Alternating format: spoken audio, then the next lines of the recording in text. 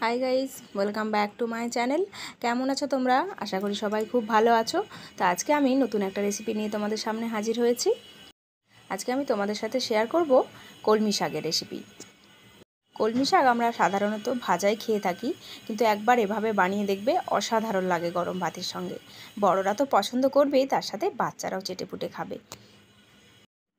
ভিডিওটা সম্পূর্ণ দেখার অনুরোধ রইল। ভিডিওটা ভালো লাগলে অবশ্যই একটা লাইক করে দেবে। আর যারা চ্যানেলটিকে সাবস্ক্রাইব করোনি, চ্যানেলটিকে সাবস্ক্রাইব করে আমার পাশে থাকবে। তো এই কলমি শাকের রেসিপিটা কীভাবে বানাবো চলো দেখে নিই। প্রথমে দেখো, মাঝারি সাইজের দুটো আলু নিয়েছি, আর নিয়েছি একটা মাঝারি সাইজের বেগুন আর কলমি শাক। কলমি শাকটার পাতাগুলোকে আমি কেটে নিয়েছি। তোমরা চাইলে ডাঁটার অংশটাও দিতে পারো, একদম নরম যে অংশগুলো সেই অংশগুলো দিতে পারো। তো পাতাগুলোকে আমি গোটা গোটায় রেখেছি, তোমরা চাইলে ছোটো ছোটো করে কেটেও নিতে পারো। এখানে মাঝারি সাইজের যে বেগুনটা নিয়েছিলাম, বেগুনটাকেও আমি একটু বড় বড় করে কেটে নিয়েছি, কারণ বেগুন তাড়াতাড়ি সেদ্ধ হয়ে যাবে। আর আলুটা বেগুনের তুলনায় একটু ছোট করে কেটেছি, দেখতেই পাচ্ছ। এবার রান্নাতে চলে যাব। কড়াইটা গ্যাসের চুলায় বসিয়ে দিয়ে খুব ভালো করে গরম করে নিয়ে তাতে আমি 4 চামচের মতো সর্ষের তেল দিয়ে দিলাম। এবার তেলটা গরম হয়ে গেলে এখানে কয়েকটা বাদাম ভেজে নেব, কয়েকটা না, বেশ খানিকটা। তো বাদামটা ভেজে নিচ্ছি এই কারণেই, কারণ এই তরকারিটাতে বাদাম দিলে খুব ভালো লাগে খেতে। তো বাদামটা ভাজা হয়ে গেলে আমি অন্য একটা পাত্রে তুলে রেখে দিচ্ছি।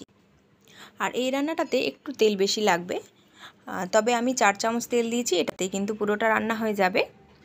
এবার দেখো, ফোড়নের জন্য আমি শুকনো লঙ্কা রেখেছিলাম, আর 1 চামচের মতো কালো জিরে দিয়ে দিলাম।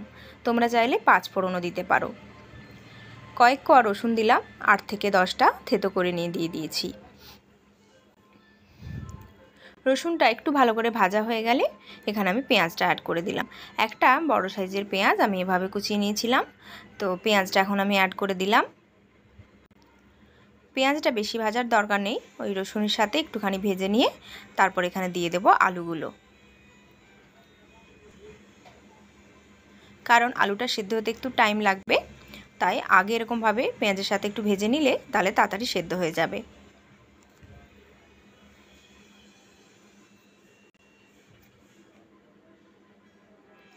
অল্প একটু লবণ হলুদ দিয়ে দিলাম আলুটা ভাজার জন্য। একটু নাড়াচাড়া করে নিয়ে তারপর বেগুনটা দিয়ে দেবো। তো বেগুনটা দেওয়ার সময় আমি একদমই স্কিপ করে গেছি ভিডিওটা। এরপর দিয়ে দেব টমেটোটা। একটা মাঝারি সাইজের টমেটো আমি কুচিয়ে রেখেছিলাম, সেটাও অ্যাড করে দিলাম। এরপর সমস্ত কিছু খুব ভালো করে পেঁয়াজের সাথে ভেজে নেব। এরপর দিয়ে দেব 1 চামচ ধনে গুঁড়ো, 1 চামচ জিরে গুঁড়ো, 1 চামচের মতো কাশ্মীরি লঙ্কার গুঁড়ো, 1 চামচ দিয়ে দেব হলুদের গুঁড়ো, আর পরিমাণ মতো লবণ। এবার খুব ভালোভাবে মশলাগুলোকে একটু আলু বেগুনের সাথে কষিয়ে নিলাম। এই রান্নাটাতে কিন্তু একটু জল ব্যবহার হবে না। তো এখন আমি এই শাক পাতাগুলো দিয়ে দিচ্ছি। কলমি শাকগুলো থেকে যে জল বেরোবে সেই জলটাতে কিন্তু সম্পূর্ণ রান্নাটা হয়ে যাবে। তো শাকগুলো দেওয়ার পর আমি একটু নাড়াচাড়া করে নেব, তারপর ঢাকা চাপা দিয়ে রেখে দেব।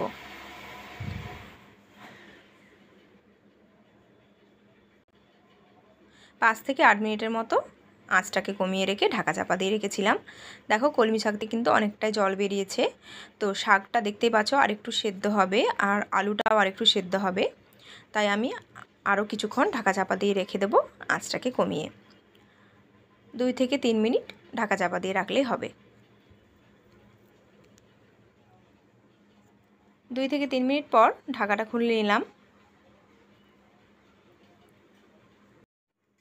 তো এরপর দেখো, আলু বেগুন আর শাকগুলোকে একটুখানি আমি খুন্তির সাহায্যে চেপে দিচ্ছি, যাতে খুব ভালোভাবে ম্যাশ হয়ে যায় আর তরকারিটা একদম গা মাখা হবে।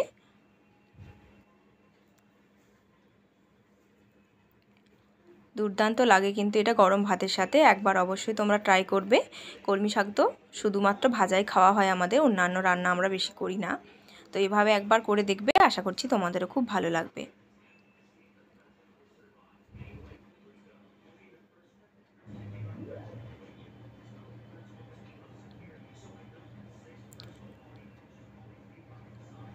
তো এখন আমি অল্প একটু চিনি অ্যাড করে দেব। চিনিটা আমি টেস্টটাকে ব্যালেন্স করার জন্য দিলাম, তোমরা চাইলে স্কিপও করতে পারো। এরপর কয়েকটা কাঁচা লঙ্কা আমি ওপর থেকে ছড়িয়ে দিলাম, তোমরা কাঁচা লঙ্কাটা চাইলে আগেও দিতে পারো, তবে খাবার সময় মুখে কাঁচা লঙ্কা পড়লে খুব ভালো লাগবে। আর দেখো বাদামগুলোকে আমি একটুখানি হাতে করে কচলে নিয়েছি যাতে দুভাগ হয়ে যায়। তো বাদামগুলো এখন এখানে দিয়ে দিলাম, আর দেব নারকেল কোড়া, 2 চামচের মতো আমি নারকেল কোড়াটা দিলাম, তোমরা যদি পছন্দ না করো অ্যাভয়েড করতে পারো।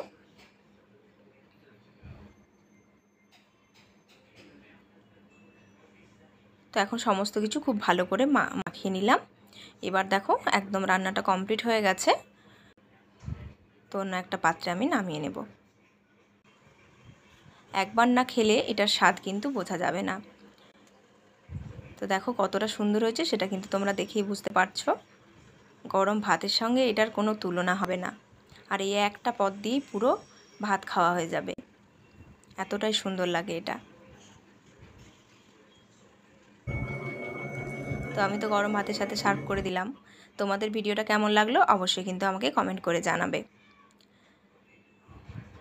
তো আজকের মতো আসি, দেখা হবে আবার নতুন কোনো ভিডিও নিয়ে। ততক্ষণ সবাই ভালো থাকবে, সুস্থ থাকবে।